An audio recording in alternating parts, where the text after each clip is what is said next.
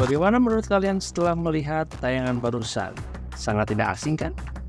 Yap, kali ini kita akan membahas industri Smackdown tersebut cuy. Tapi sebelum lanjut ke pembahasannya, teman-teman harus banget tonton video ini sampai habis biar teman-teman bisa menemukan jawaban-jawaban dari permasalahan dunia Smackdown ini. So, langsung saja inilah narasumber Pro.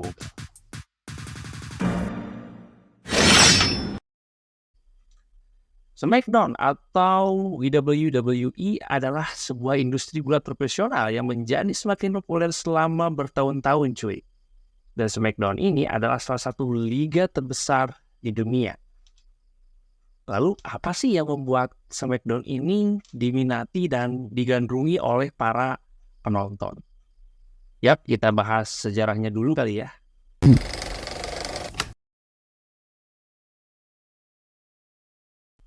Liga ini awalnya didirikan pada tahun 1952 oleh Vince McMahon dan saat ini dijalankan oleh putranya Vince McMahon Jr.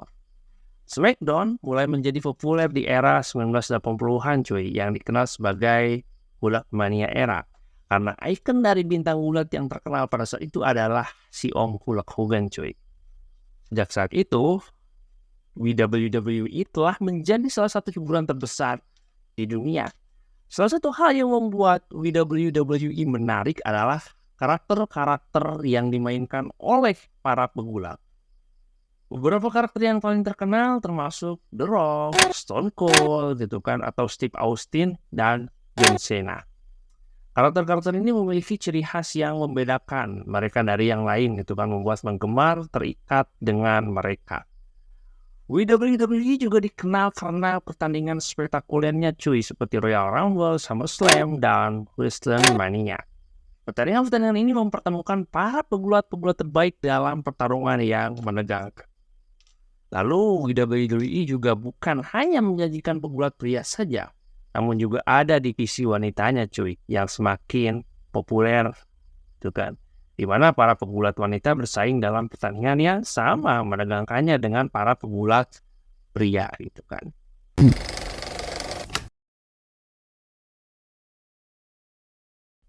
Jawabannya tidak cuy, WWE bukanlah settingan. Meskipun pertandingan gulat yang disajikan seringkali mengandung unsur-unsur yang sudah direncanakan sebelumnya, para pegulat WWE tetap menjalani pertandingan dengan risiko cedera cuy. Walaupun mereka melakukan gerakan yang sudah dilatih ketika latihan, tetap saja kesalahan dan cedera menghantui mereka. Ada saja di antara mereka yang terkadang tidak sengaja gitu kan benar-benar keras mengenai lawannya, memukul keras hingga cedera. Jadi kata yang lebih tepatnya adalah scripted.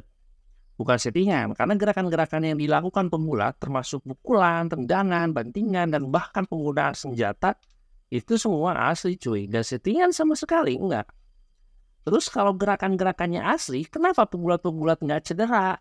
Nah, ini nih. Jawabannya karena mereka tahu bagian tubuh mana yang aman untuk diserang.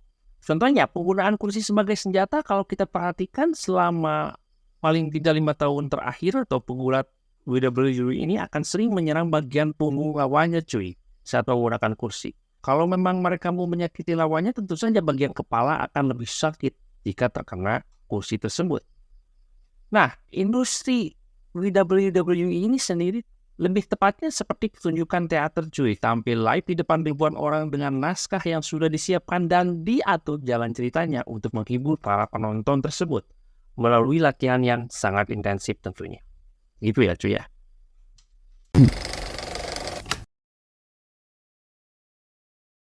WWE merupakan industri hiburan yang menghasilkan keuntungan besar dan diatur oleh berbagai peraturan, regulasi, dan kebijakan bisnis yang diatur oleh perusahaan cuy.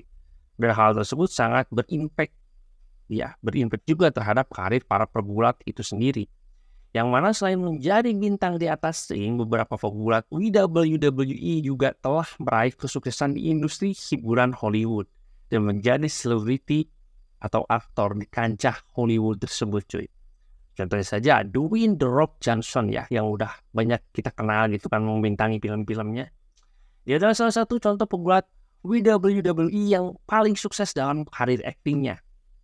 Ada juga Dave Bautista atau dikenal dengan nama panggung Batista. Tak lupa juga ada John Cena, seorang pegulat WWE yang telah memenangkan banyak penghargaan.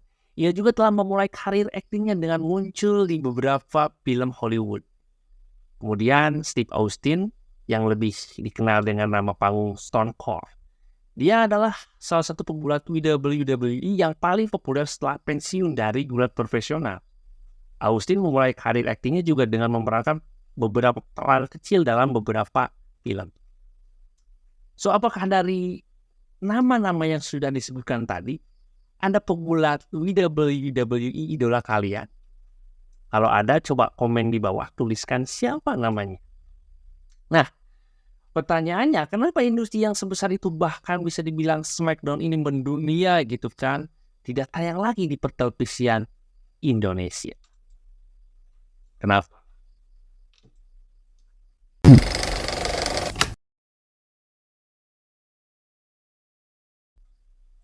Tayangan WWE atau World Wrestling Entertainment, ya kan, telah memiliki penggemar yang setia di Indonesia selama bertahun-tahun, cuy. Namun, efek dari tayangan WWE ini di Indonesia dapat bervariasi tergantung pada sudut pandang yang diambil. Beberapa penggemar menikmati pertunjukan WWE sebagai hiburan yang menyenangkan dan seru. Mereka menikmati tontonan pertarungan antara para petarung yang memiliki karakter yang kuat dan kisah-kisah yang dramatis tentunya. Di sisi lain, Anda juga kritik terhadap tayangan WWE ini karena dianggap mengandung unsur kekerasan yang tidak sesuai dengan nilai-nilai budaya di Indonesia. Beberapa orang menganggap bahwa tayangan WWE ini dapat mempengaruhi perilaku anak-anak dan remaja dengan menampilkan pertarungan dan tindakan yang kasar. Itulah jawaban kenapa SmackDown tidak lagi ditayangkan di Indonesia. Karena faktanya terjadi beberapa insiden yang mengakibatkan cedera bahkan kematian anak-anak yang menirukan gerakan gulat dalam acara tersebut. Saking boomingnya industri SmackDown pada saat itu sampai ada gamenya cuy di rental PS. Siapa dari kalian yang pernah mainin? Pasti kalian pernah ya, generasi tahun 2007.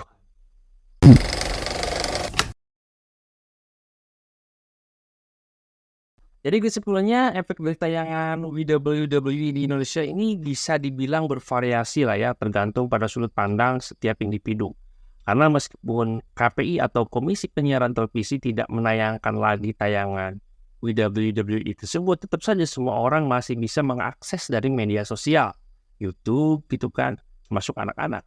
Dan itu menjadi PR yang besar juga untuk orang tua di luar sana untuk lebih memperhatikan lagi apa yang anak-anak kalian tonton, ataupun boleh saja nonton SmackDown, tapi anak-anak harus bisa dikasih pemahaman atau didampingi supaya tidak meniru adegan-adegan yang ada di dalamnya, karena adegan-adegan tersebut adalah adegan yang hanya bisa dilakukan oleh seorang profesional gitu kan ya. Oke, mungkin segitu aja narasumber program episode kali ini. Semoga konten kali ini bisa bermanfaat buat kita semua. Jangan lupa like, comment, and subscribe. Thanks for watching and see you next video, guys.